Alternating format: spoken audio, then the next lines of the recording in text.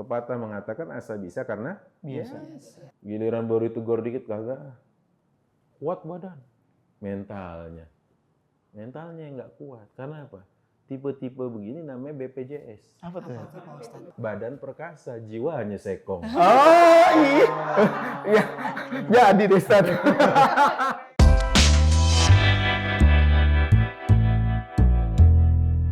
Baik lagi. Silakan. Ada yang mau nanya lagi nggak? Silakan, Nya, silakan. Ada yang mau nanya. tentang waktu. Iya. Boleh, silakan Nya. Assalamualaikum Pak Ustaz. Waalaikumsalam. Waalaikumsalam warahmatullahi wabarakatuh. Iya. Boleh, kenalin diri juga boleh loh Nya. Kita kenalin dulu deh. Iya. Boleh. Saya aslinya Indrayana Pak Ustaz. Saya orang Betawi asli, masih ada campuran Padang gitu. Betawi nama Indrayana. Iya.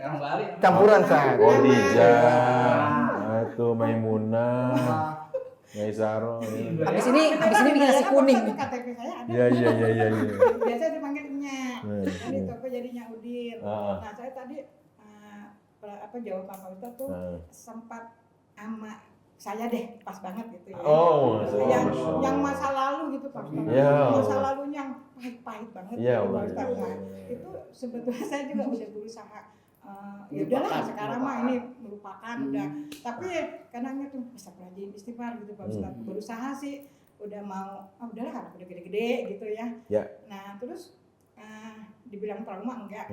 Jadi udah nggak mau gitu lagi, nggak mau nikah lagi gitu Pak Ustaz. Ya Jadi, Allah. gitu itu kenapa tuh Pak Ustaz? Ya, pertanyaannya satu. Kapan terakhir minum jamu gendong? Apa tuh? Ada hubungannya apa nih Ustaz nih? Enggak, ini tanya gitu. Oh, tanya dulu. Oke. Iya, Kapan? mau nanya. Gendong paling kunyit asam. Ya, terakhir kapan Belum minumnya? lama 2 hari yang lalu. 2 hari lalu. Masih demen. Nih, Berarti ditantangin. Masih demen. bukan. Gimana Ustaz? Kenapa ditanya minum jamu gendong terakhir kapan? Nanya. Karena biasanya abis temulawak, brotowali, yang akhir, yang cakep, yang manisnya tuh, lempengan yang manis. Oh, iya. Jadi kalau minum jamu kita minum yang pahit-pahit dulu. Oh, Pak Haji. Itu Pak Haji. Bagi kita minum jamu, Ah. minumnya waktu istirahat. Cakep. Nah, alhamdulillah kita bisa ketemu dalam keadaan sehat. Ya Allah. Balas aja. Jadi biasanya kalau hidup udah kebangetan banyak pahitnya, biasanya tinggal terakhir lempengan manisnya tuh. Tapi bukan berarti yang manis terus belakangnya pahit dong Pak Ustadz. Jangan ya Pak Ustadz. Enggak. Maksud saya gini, pada saat kita melihat sesuatu dengan kacamata husnuzon, ya Allah pahit banget hidup saya, ya Allah begini banget. Tapi di depan pasti ada manis. Masa brotowali aja kita tenggak nih. Mesti ada ntar belakang yang manisnya nih, kan begitu. Makanya kepentingan saya nanya terakhir kapan minum jamu gendong? Bukan ke sono arahnya Pak Haji Sodik. Ya. Nah, Pak Ustadz Tapi kita kan Kalau nemuin pahit terus gimana? Oh iya. ini ngomongin soal sugesti positif tadi Pak Ustadz. Kalau kita tuh harus berpikiran husnuzon. Ya.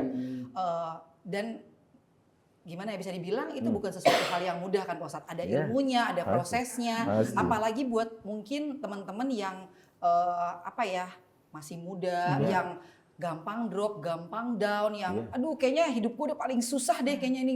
Nah ini gimana Pak Ustadz? Begini. Kita misalnya sebagai teman kita menyikapinya harus seperti apa? Seandainya kita adalah orang itu, gimana caranya biar kita tuh bisa berpikiran positif seperti itu? Karena kayaknya nggak mudah Pak Ustadz. Oke. Sip. Kapan terakhir hiking? Agak suka hiking lagi Pak Ustadz. nggak suka. Ke pantai. Gini deh, kemarin libur akhir tahun Kemana? ke gunung atau ke pantai? Ke gunung Pak Ustadz, ke Gunung, Dieng oke. sama anak-anak. Ke Dieng ya, cakep banget tuh. Ikutin sunrise ya? Di Cikunir. Enggak, Nggak kan ke tutup Cikunir? awan. Udah, tapi belum rezeki Pak Ustadz. Iya. Biasanya orang kalau mau lihat indahnya mentari, dia lewatin gelapnya waktu malam. Iya lagi Pak Ustadz, perjalanan ke sana saya banyak istighfar Pak Ustadz. Ya Iya. Allah, astagfirullah. Apa maksud saya tadi? Pada saat orang tuh harus husnuzon, dia harus paham. Ente kalau mau lewatin yang namanya, kalau ente mau lihat tuh sunrise yang begitu indah, ya kan? Ente harus lewatin waktu malam dulu yang kelam. Harus paham dia, betul nggak? Iya. Mau tiba-tiba sunrise aja bagaimana urusannya? Enggak, pasti ada babaknya. Nah, proses itulah tadi yang harus dikenalkan kepada, ya katakan anak Gen Z lah, apalah namanya. Nggak ada semuanya, maaf loh, serba instan. Ini instan aja kudu direbus. Padahal namanya udah instan tuh ya Pak Ustadz. Namanya ini instan, kudu direbus dulu. Kok hidup serba instan? Yang mau instan tarik surga. Kalau emang dia udah pengen yang instan aja, ya kita doain bismillah biar cepat ke surga. Jangan saat masih pengen panjang Parah umur. juga, Pak Kagak, Ustadz. itu orang sono yang kagak mau gitu loh. Artinya kan kita bilang, kalau dia pengen dapetin sesuatu yang cakep dalam hidup, ada proses, ada tahapan, ada babaknya yang harus dia laluin. Mau lihat sunrise saja begini menyeruak di angkasa raya gitu, kan kita harus lewatin malam yang gelap. Masa tiba-tiba sunrise saja? Enggak. Nah ini yang harus kita ajarkan kepada anak-anak nih sekarang. Jangan gampang. Menyerah. Iya, banget kayak gitu Putus suasana. asa, bunuh diri. Iya. Itu kan seperti, maaf, manusia tak bertuhan. Iya kan? Iya. Tuhan aja ngajarin, Allah aja ngajarin bahwa Allah ciptain langit dan bumi dalam 6 masa, kan gitu. Berarti ada tahapan. Bukan tiba-tiba ente disalabim jadi manusia, enggak kan? Iya, itu juga ada prosesnya panjang, Ustaz ya. Anak yang mau punya anak, ya Allah, ya zuat dulu dong, nikah dulu. Tapi kalau nikah belum tentu punya anak. Yang udah pasti enggak nikah enggak akan punya Anak. kan gitu. Nah itu namanya proses. Nah anak-anak ini diajarin akan adanya sebuah proses biar dia ngerti bahwa hidup ini bukan cuma sekedar tentang hasil, tapi juga bagaimana menghargai tentang perjuangan dan proses. Itu dia. Gitu. Karena sebenarnya Allah ini sesuai dengan prasangka hambanya, Ustaz ya. Itu Kalau kita mikirnya positif, insya Allah bakal jadi kayak gitu. Tapi kalau misalkan murung, negatif segala macam, itu juga yang jadi. coba nih ada kali nih, nyebur nggak ya? Nyebur nggak ya? Nyebur kayaknya gue nyebur tuh, nyebur bener. Kenapa? Karena sangkaan kita kepada Allah itu lebih kuat harusnya daripada sangkaan kita kepada kemampuan kita. Iya, itulah makanya kenapa ada doa pagi petang, fala takilni ila nafsi tarfatain. Ya Allah jangan serahkan saya ngurusin diri saya sendiri walaupun sekejap mata, kagak bisa gitu. Itu makanya tadi pahami tentang proses, ngerti tentang tahapan, baru di gertak sedikit aja, udahlah saya resign Pak, saya resign. Dikira gampang banget cari kerja, kan gitu. Orang dulu udah diapain tahu istilahnya, terbentur. Terakhirnya terbentuk, karena apa? Udah biasa gitu. Pepatah mengatakan asa bisa karena Biasa. Iya. Giliran baru itu gor dikit kagak. Tapi nge-gym. Kuat badan. Mentalnya yang nggak kuat. Karena apa? Tipe-tipe begini namanya BPJS. Apa tuh? Pak Ustadz. Iya. Badan perkasa, jiwanya sekong. Oh iya. Iya. Jadi deh, Ustaz. Bahaya. Iya. Otot sih boleh. Bener. Dicolek dikit meletot. Bang Bengki kayak gitu kan? Muka jahat kayak Bang Bengki. Enggak. Emang Eko cowok apaan kan gitu ya. Gitu. Nah Pak Ustadz, tadi ada sempat nyinggung soal alhamdulillah udah nyasar kemana-mana masih ngantongin alamat rumah pulang gitu Pak Ustadz. Nah sejauh mana sih Pak Ustadz kita tuh boleh kesasar sampai pada akhirnya diterima untuk pulang? Maksud saya tuh kayak kadang-kadang kan ada kalimat-kalimat yang aduh gue kayak udah terlalu banyak deh dosanya deh. Kayaknya percuma deh yang kayak gitu-gitu loh Pak Ustadz. Sebenarnya sejauh mana tuh nyasar yang tadi dibilang itu tidak menghalangi kita untuk yuk bismillah. Iya, Tetap cakep. nih ada alamat rumahnya. Tapi saya garis bawain dulu tadi kata-kata sejauh mana boleh nyasar. Sebenarnya nyasar nggak boleh. Nggak boleh ya Pak Ustadz ya? Jadi Harusnya jangan ya Pak Ustadz. Nyasar nggak boleh. Jadi kayak menormalisasi sebelum berangkat. Oh iya, udah niat mau kesasar gitu ya Pak Ustadz. Tapi kalau nggak sengaja? Lain-lain. Ini lagi. Beda. Nah, gimana, Salah Ustadz? itu tadi kalimatnya berarti. Begitu dia nabok orang pakai bendok, mohon maaf ya, Anda nggak sengaja. Iya, Udah bawa dari rumah ya Pak Ustadz. 18 jahitan. Mohon maaf, Anda nggak sengaja bercanda. Iya. Itu namanya normalisasi. Kalau bilang sejauh mana bolehnya kita nyasar, nggak boleh nyasar. Nggak boleh, Ustaz. Nggak boleh nyasar. Nggak boleh nyasar. Tapi begitu, Pak, mohon maaf, saya mau menuju ANP Taklim di mana ya? Ibu nyasar ya? Nah, gitu. Jadi pada saat kita bicara dari awal nggak boleh nyasar. Nyasar nggak boleh. Ini lebih kepada apa yang harus dilakukan. Berarti kan penanggulangan. Iya. Iya kan? Kalau seseorang sudah kadung Kesasar. nyasar gitu. Bukan emang sengaja-ngaja nyasar gitu, enggak. Nah, kalau dia udah sampai nyasar, kita bilang sama orang ini, Allah Maha Penerima Taubat. Allah Maha Pengampun. Allah Maha Penyayang, sayangnya tak terbilang. Allah Maha Pengasih, tak pernah pilih kasih. Iya. Ya kan gitu? Benar. Ada lagunya gimana Bang Kasman? Oke, Ustaz. Dari banyak kasus yang tadi ditanya gitu ya. Sebenarnya pegangan paling sederhana tuh biar kita nggak salah arah, nggak nyasar gitu. Selain yang tadi Ustaz bilang apa, Ustaz? Agama, Uni. Agama, Uni. Oh ini agama. Agama. Pegangannya itu. Pegangan ini itu. Nggak ada lagi. Pegangannya agama. Ya. Cuma Ustaz, tapi itu ada orang belajar agama begini-begini. Dipakai kagak? Kan gitu. Ada orang pegangan doang. Tapi kagak dipakai. Buat apa? Ibarat orang dia udah punya kunci semua nih. Kunci Inggris punya, kunci L punya, kunci sok punya. Ya, mau buka bengkel ya.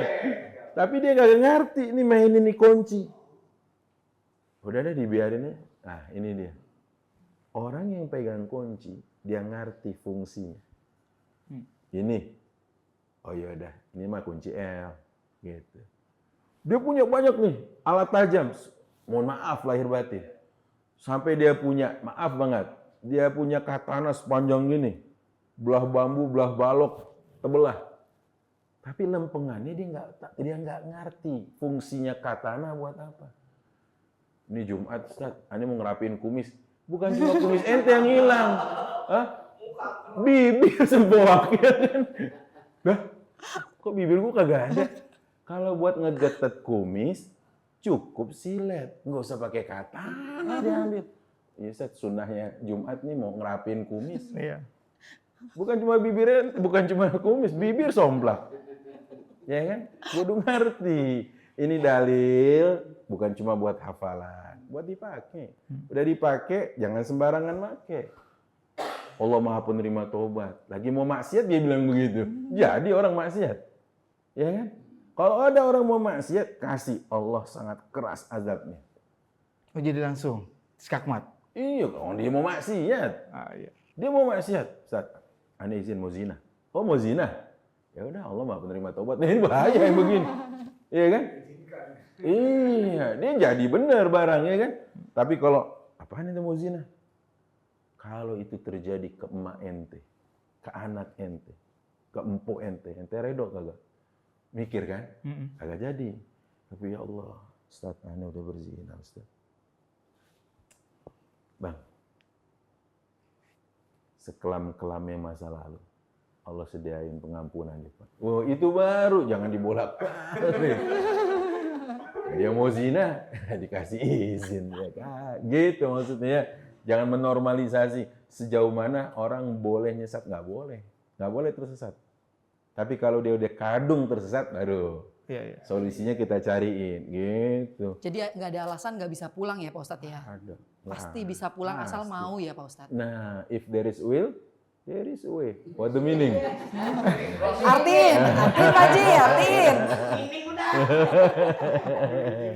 Berarti harus itu ya, ihdinas siratal mustaqim, Ustaz ya. Iya dong, minta dikasih jalan yang lurus, panduan istiqomah, dibersamai Allah dalam hidup. Enteng biasanya kalau sama Allah deh. Tapi jangan dari awal emang merencanain, ntar begini deh. Ntar kira-kira umur 40-an ya. Ya Kalau balik nyampe dah. ya Pak Ustadz. 39 tahun, 11 bulan, 30 hari dibetot malaikat. Serem amat, Ustaz. Iya kan? Iya. Kesempatan tobat, ya enggak? Nah itu tadi. Pokoknya jangan menormalisasi kalau dari awal. Tapi begitu dia udah kadung tersesat, nah kita kasih tahu. Oh rumah Ustaz Ahmad, sono. Lurus, pertigaan kanan. Nah abis itu lu tanya deh tuh, Ustaz Ahmad belah mana rumahnya. Nah kayak gitu. Jadi jangan sampai dari awal Anda mau tersesat nih, enggak. Gitu ya, jangan. Kalau bisa rumah Ustaz Ahmad mana? Buka aja GPS. Iya. Nyampe langsung dianterin. Kan, Insya gitu. Allah. Iya. Tapi jangan lupa buat entengan. Buat buka pintu. Kalau kata orang Betawi begitu. Nah, Ustaz, sebenarnya ada nggak sih amalan yang bikin kita tuh cerdas dalam memaknai dan juga menyikapi waktu yang ada gitu? Kalau lihat hadis tadi itu cuma satu aja. Amalan cerdas kita muhasabah kan. Itu Kan aja. Rasulullah mengatakan sebenarnya kan dua tadi. Al-Kayyis, kata Rasulullah orang cerdas. Rasulullah yang bilang cerdas. Man dana nafsahu wa amila lima ba'dal maut. Itu aja.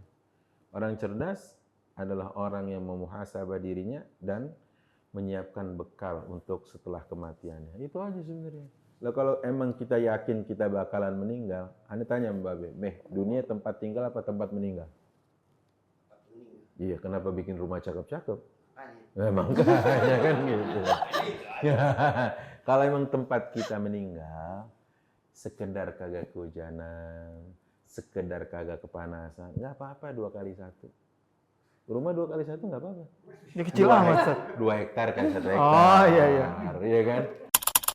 Ada nggak Pak Ustadz apa namanya dosa masa lalu yang tidak akan termaafkan? Ada. Ada apa itu Pak Ustadz? Dosa syirik yang tidak ditaubati. Jangan pernah bersuudzon sama Allah. Nikmati prosesnya biar Allah yang menentukan hasilnya. Ya.